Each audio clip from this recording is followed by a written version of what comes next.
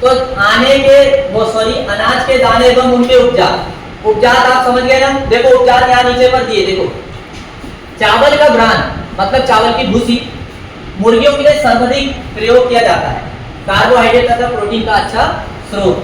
अब तेल से देखो, तेल से हम कुछ तेल वाली फसल से तेल निकाल लेते हैं और उनका जो भूसा बचता है उसे खली बोलते हैं। क्या बोलते हैं? खली। अब देखो उसमें क्या क्या आता है, मूंगफली का तेल निकालने के बाद जो बचता है उसे क्या बोलते हैं? खली।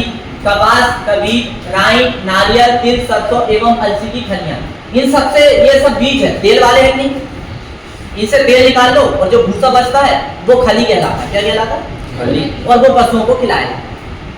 समझ में आया तेल खलियां के बारे में? दाल एवं उनके उपचार, दाल समझते हो? हाँ, दाल एवं उनके उपचार। तो लगभग दाल वाले जो है, दाल में 14% प्रोटीन होती है। कितनी होती है? 14% प्रोटीन होती है।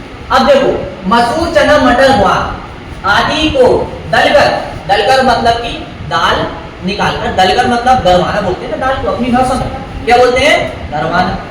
उनको दरवाने के बाद उनसे जो निकलता है छिलका, उनसे जो निकलता है छिलका है खुपली, वो भी क्या है? पशुओं के लिए अच्छा पौष्टिक आहार माना जाता है। अब यहाँ पर दिया देखो कुछ दाने, यहाँ पर ये टेबल बना है, इसमें बहुत अच्छी जानकारी देखो क्या है। पशु आहार, मोटे चारे दाने, वही जो हमने जो पढ़े हैं वो यहाँ पर इन्होंने ग्राफ के तौर में बताया। मोटे दाने वो सॉरी मोटे चारे में क्या आता है? हरे रसीले चारे। यहाँ देखो पहले फिर बाद में उधर कोई दिक्कत, उधर मत मिलाओ। पशु आहार को दो भागों में बांटा गया, मोटे चारे और दाने। मोटे चारे और दाने। मोटे चारे में हरे रसीले चारे और सूखे चारे। दाना तो दाना होता है, दाना तो दाना होता है, कोई बांटा नहीं गया। समझ गए? yes. अब देखो हरे रसीले चारे में देखो पहले सबसे पहले सूखे चारे देखो। सूखे चारे कौन कौन से? यहाँ आपको अलग से टेबल बनाने की जरूरत नहीं रहेगी, वो यहाँ सारे मिल जाएंगे। देखो सूखे चारे में फलीदार, फलीदार में क्या आता है? मटर, अरहर, लोबिया का भूसा और हे आदि। वे फलीदार चारे गेहूं, धान, जौ तथा ज्वार का भूसा एवं मक्के तथा ज्वार की कड़वी आदि। हे मतलब मैंने बताया ना वो सुखाकर जो चारा रखते हैं उसे हे कहते हैं। तो हे देखो, हे में किसका ज्यादा उपयोग होता है? सूडान घास का, दूब घास का और नेपियर घास। अब देखो हरे रसीले चारे में कौन कौन से आते हैं? हरे रसीले चारे में देखिए यहाँ कौन कौन से। सबसे पहले फलीदार चारे, बरसीम बीज का लोबिया, मटर, ज्वार में थी, ये फलीदार चारे। हरे रसीले चारे के फलीदार चारे। वे फलीदार चारे में क्या आता है? मक्का, ज्वार, बाजरा, जई, नेपियर घास, सूडान घास, गिनी घास, दूब घास आदि। साइलेज, साइलेज कौन सी फसलों का अच्छा बनता है? देखो वे फलीदार चारों का उपयोग करके साइलेज अच्छा बनाया जाता है। कभी भी पेपर में पूछेगा कि साइलेज के लिए सबसे अच्छी फसल कौन सी है, तो मक्का। यदि मक्का ऑप्शन में नहीं दिया है, ज्वार दिया है, तब कौन सी फसल अच्छी मानी जाएगी? ज्वार। लेकिन यदि मक्का ऑप्शन में है तो मक्का ही सबसे अच्छी फसल है। समझ गए? साइलेज बनानी। अब यहाँ पर देखिए हमने अभी अनाज के बारे में यहाँ देखे थे, ये अनाज दिया है। अनाज को यहाँ पर नीचे कुछ वर्गों में बांटा गया है। देखो अनाज, अनाज के दाने कौन कौन से? मक्का, बाजरा, गेहूं, जई, जौ का दलिया। इनका दलिया हम पशु को आहार के लिए उपयोग करते हैं। तेल खलियां मतलब इनके बीच से तेल निकालने के बाद जो भूसा बचता है उससे खली बनाते हैं। मूंगफली, नारियल, तिल, तिल मतलब समझते ना तिल, yes. सरसों, अलसी, राई आदि, ये सब तेल खलियां कैसे बनती को समझ में आ गया यहाँ पर? yes. दाल एवं उनके उपचार, मसूर, चना, मटर, ज्वार का दलिया एवं चुनी। चुनी मतलब जो दाल का जो निकलता है ना बेसन जैसा पाउडर, वो है चुनी। ठीक। अब ये कुछ अपारंपरिक दाने हैं जो पशु नहीं खाते हैं। महुआ की खली, अब और क्या दिया? अंबाड़ी की खलियां। ये भूमि सुधार के लिए भूमि में डाला था, ये इनको पशु नहीं खाते क्योंकि ये अंबाड़ी जो है ये नीम का जो बीज है उससे बनता है। नीम का जो बीज, नीम समझते ना? अब देखो पशु आहार, तो मेरे हिसाब से ये वाला जो है पशु आहार नियत करने के प्रमुख सिद्धांत ये हम देख लेते हैं। खरीफ पे चाय, चल थोड़ा सा और देख लेते हैं।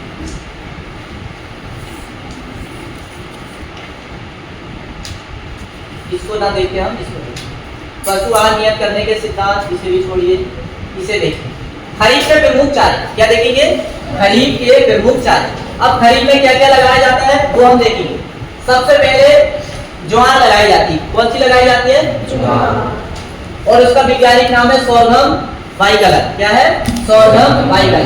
तो ज्वार तो सब लोग पहचानते हैं ना। ये खरीफ में जो है पशुओं को खिलाने के लिए एक अच्छा चारा माना जाता है।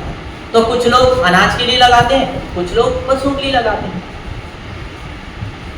अब इसके लिए भूमि और खेत की तैयारी है, हमें देखने की जरूरत नहीं है, केवल हम ये देखेंगे कि इसकी जाति कौन सी है। पेपर में ये आता है कि चारे वाली ज्वार की जातियों के नाम बताओ। तो देखो कौन कौन सी है। पूसाचरी 1, पंतचरी 1, पंतचरी 2, विदिशा 60 1, एमपी चरी। जब पेपर में आए तो आप क्या लिख देना? एमपी चरी 1, एमपी चरी 2। दो किस्मों के नाम पूछा जाता है। समझ में आया? बोने का समय क्या है? खरीफ ऋतु का बोने का समय क्या रहता है? मध्य जून से मध्य जुलाई। यही है ना खरीफ ऋतु का बुआई का समय? मध्य जून से मध्य जुलाई। इसमें आप बुआई करें। अब बीज की मात्रा 1 हेक्टेयर में यदि हमें चारा उगाना ज्वार, तो 20 से 30 किलोग्राम बीज चाहिए। कितना चाहिए? 20 से 30 किलोग्राम बीज। 20 से 30 किलोग्राम बीज 1 हेक्टेयर में चारे के लिए, ज्वार की फसल के लिए सबसे अच्छी मात्रा है बीज की। अब इसके बाद में मक्का। क्या? मक्का। मक्का तो आप सभी जानते हैं। मक्का आप अनाज के लिए भी उगाते हैं और पशुओं को चराने के लिए, लेकिन हमारे यहाँ विशेषकर गर्मी में उगाते हैं। कहाँ उगाते हैं? गर्मी में उगाते हैं। गर्मी। हाँ। अब मक्के की फसल के बारे में हम क्या बताएं? मक्के की फसल के बारे में आप सभी बहुत अच्छे से जानते हैं। केवल हम मक्के की फसल की किस्म देखेंगे। क्या देखेंगे? किस्म देखेंगे कि कौन कौन सी किस्म है जो आपको याद रहे। तो देखो, ये पूछ सकता है कि चारे के लिए उगाए जाने वाले मक्के की 2 किस्मों के नाम लिखो, या फिर मक्के की एक फसल आप पढ़ोगे तब भी ये किस्में काम आएंगी। जवार, गंगा सफेद 2, गंगा सफेद 3, गंगा सफेद 1, गंगा सफेद 1, गंगा सफेद 2, ऐसा आप याद रख लो। और भी है गंगा 5, गंगा 7। ये सब मक्के की किस्म है। और चारे के लिए मक्के की जो फसल है, यदि हम मक्के की फसल चारे के लिए उगा रहे हैं तो 1 हेक्टेयर में कितनी बीज लगेगा?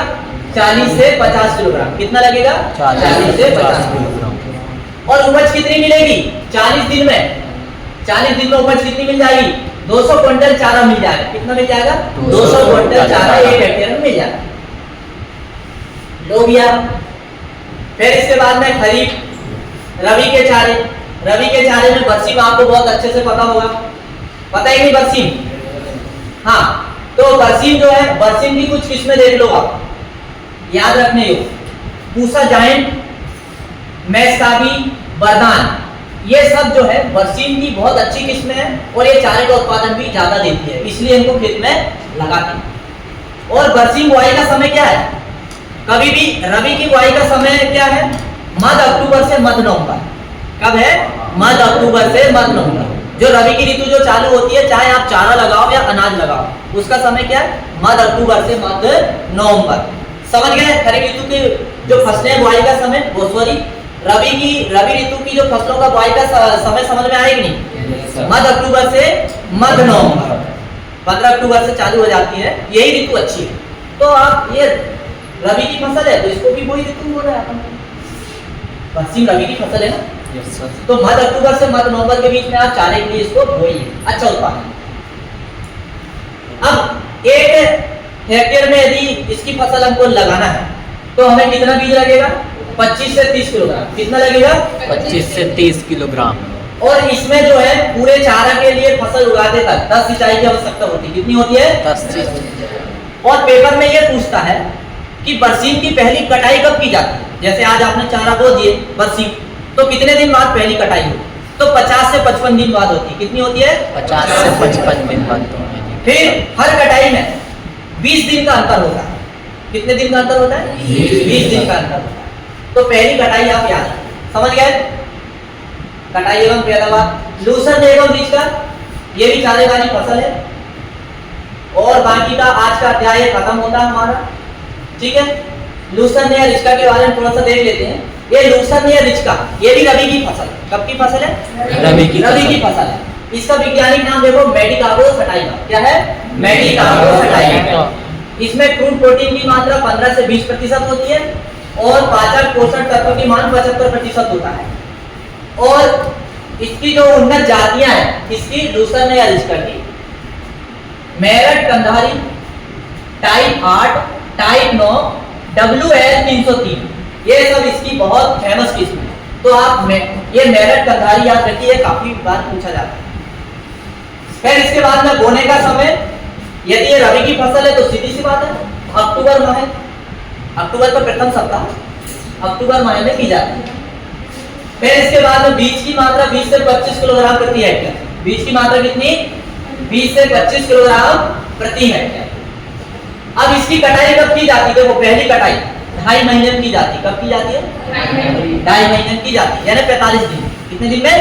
45 दिन। 1 महीने का 30 दिन और आधा महीने का 15 दिन, 45 दिन हो गए कि नहीं? Yes sir. तो 2.5 महीने में पहली कटाई की जाती है। अब इससे उत्पादन कितना मिलता है? पैदावार यानी 1000 क्विंटल। कितना मिलता है? 1000। तो बस आज की क्लास में इतना ही, बाकी अपन अगली क्लास में